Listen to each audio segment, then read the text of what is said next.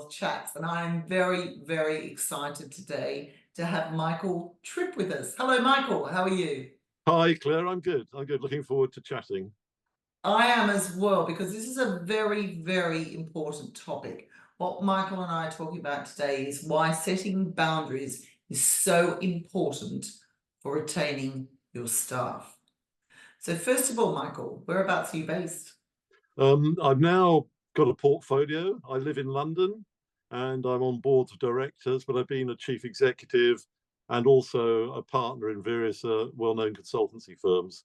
So I'm lucky enough to have led teams on and off for many years. Brilliant. So you're on the chair. You just sort of mentioned a bit about what you do. Do you want to tell us a bit more about your experience, Michael? Yeah, I mean, from the point of view of what we're talking about, Claire, I think it's good to look back. For example, when I was at a business called Mazars, leading the financial services group, you've got a group of disparate, well-intentioned people, and having them aligned and understanding their roles, their contributions, and the boundaries is so important.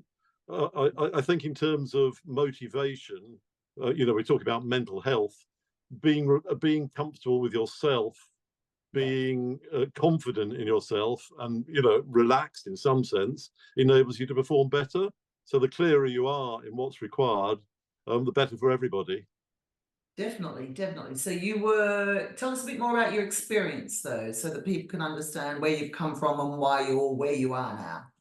So I'm over the years, I've been lucky enough to lead businesses, being a chief executive. So having a team of 12, 15 people, each responsible for a bit of the business, maybe for HR, maybe for IT, maybe for regulations, maybe for sales, maybe for profit, maybe for financial management. So a team of really experienced people working for you and getting them to pull together so that the business is a success overall.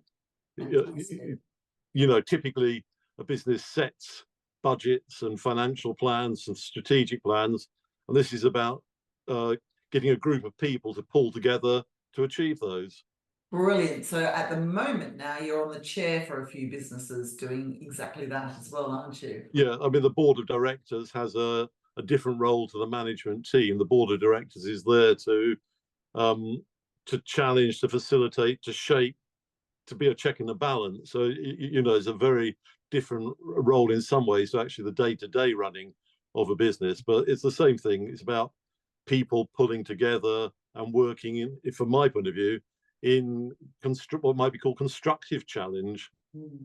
Yeah, definitely. And that's why I actually chose you for this topic on setting boundaries and really clear expectations. So what do clear expectations and boundaries look like when set by leadership to work more efficiently as a team? It's really interesting, Claire. In thinking about this chat, I from my point of view, I thought, I've never really thought about setting boundaries explicitly. But then when you reflect on it, actually they are there nearly all the time. If you're really clear. So I think the most important thing is, what is it we're trying to do in total? So having a shared vision, a shared goal. I know it sounds cliche, but it works. And within that, who needs to do what in order to achieve the outcomes. So in order to do that, you need to be very clear, the role of the salesperson, the role of the insurance, the role of the underwriter. How do they mesh together so there's not conflict, but there's cohesion? So in that sense, having a clear set of goals that adds up to the whole is really, really important.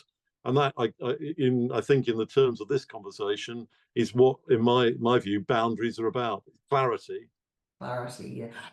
I love that. You've said clear clarity quite a few times there, and that is so key. And I loved the way you refer back to the vision, because if we all are working towards the same vision, we should know what the boundaries are, and we all also want to be part of that success story. So that's absolutely brilliant. And that goes with a statistic that I heard recently. It's a statistic from the REC that it actually costs 2.5 times someone's salary, if not more, to replace them than to actually keep them on board. That's a lot.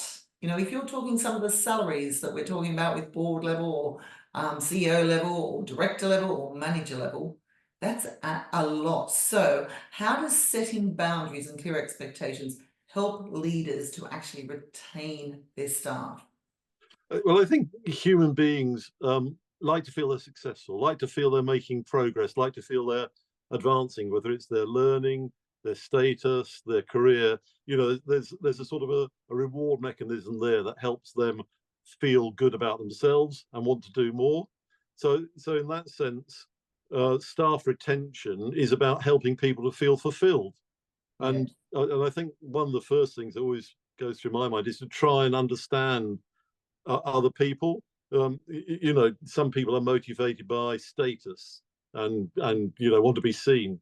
Others are motivated by quietly achieving. So understanding what fulfillment means to different people maybe helps in setting the goals and getting that sort of alignment.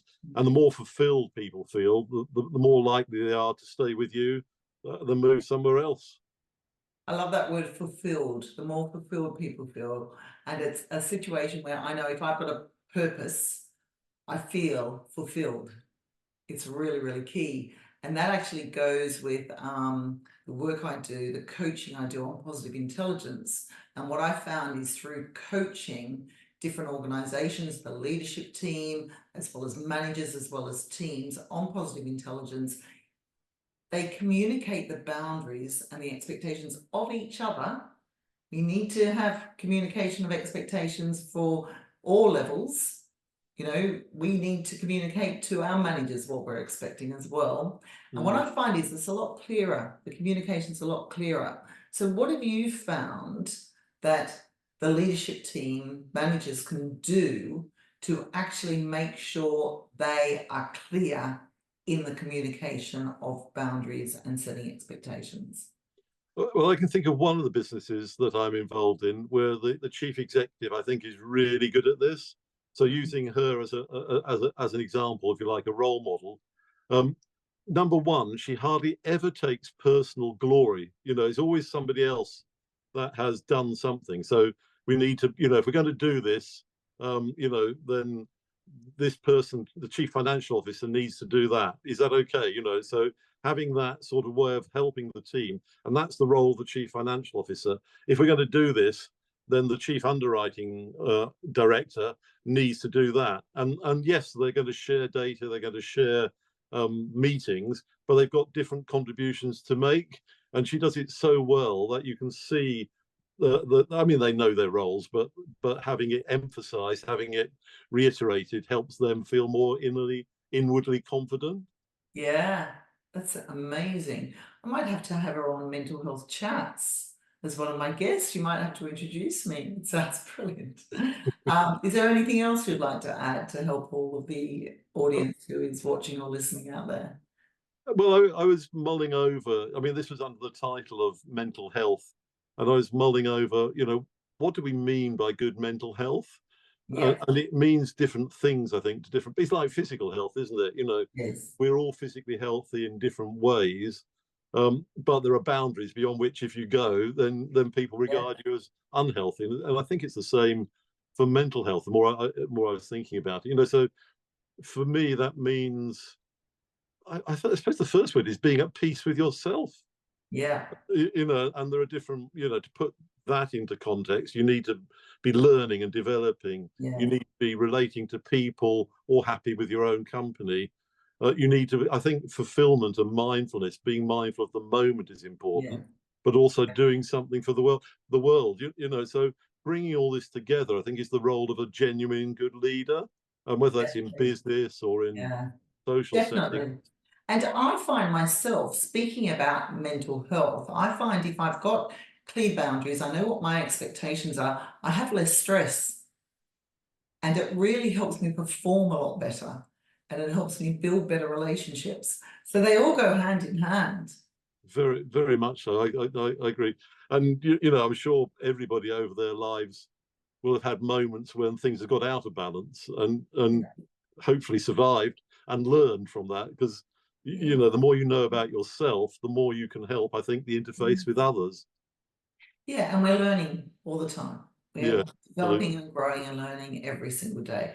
Yeah. You've been fantastic, Michael. Thank you so much for this chat. I've got to And look at thank you you, now as opposed to at the camera. and thank you for the insights. Well, And just it's, out of interest, where can people actually find you?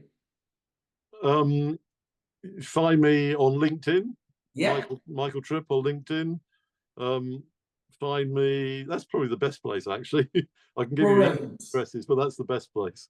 So the link is in the description. Thank you and take care. All right.